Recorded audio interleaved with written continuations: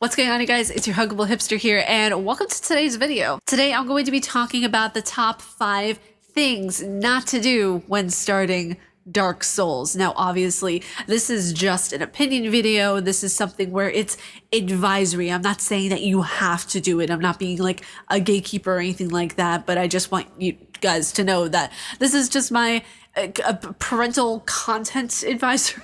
It's just something to keep in the back of your head if it's something you so choose to do while playing Dark Souls. Thing number 1, don't go into the catacombs when you first enter into the game. It took me like a good half hour of people trying to tell me, and I just didn't listen because I didn't want to listen to people, and you play how you want to play, and that's fine. But yeah, it's one of those things of where that area is for almost to the end of the game. You don't go there in the beginning. That's where you find all the skellies and all of the things that just want to come back alive. And I couldn't figure out why nothing was dying, and I kept dying myself over and over and over again. So that's thing number 1. Don't go down to the skelly room in the catacomb section before you've completed at least, like, I would say 90% of the game, at least. Thing number 2. This is something I actually wish someone had told me when I started playing Dark Souls.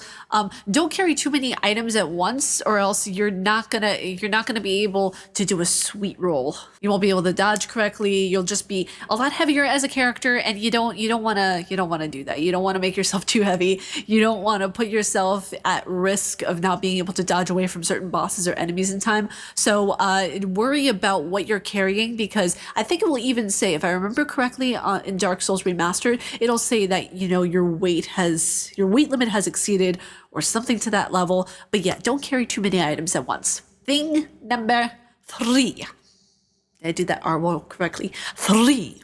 I sound like Ursula. 3 things. No more talking, singing, zip. Thing number 3, don't play online for your first attempt at Dark Souls. I might have played online. I didn't know exactly what raiding was.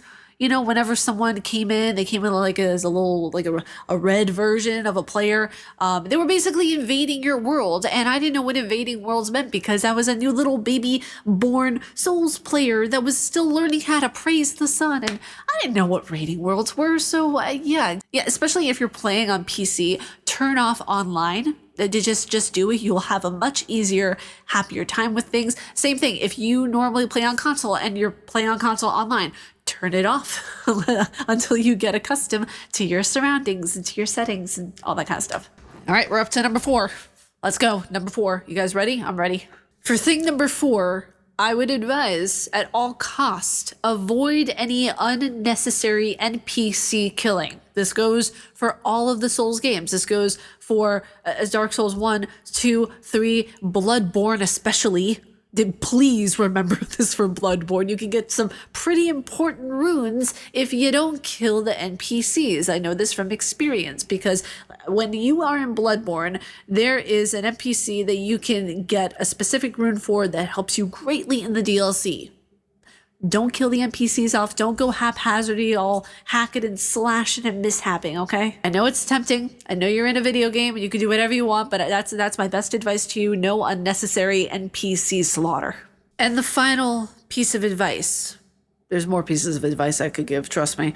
But the final piece of advice that I would give is don't kill Solaire, the king of praise the sun himself. I'm not talking about this from experience. Remember when I said before when no one needed hacking and slashing of NPCs? I did that to Solaire because I didn't know he was that important. I didn't get the memes. I thought that they were praising some sort of, like, I didn't know what exactly people in the gaming community were praising until I played this game. And then it clicked, and then I felt just absolutely horrible. And people just, when they went after me in a teasing, loving sort of way, but never